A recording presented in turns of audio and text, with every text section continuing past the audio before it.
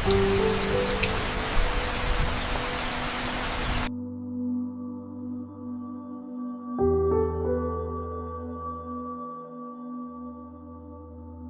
pikir tak ada yang peduli? Aku tidak pernah beranjak darimu.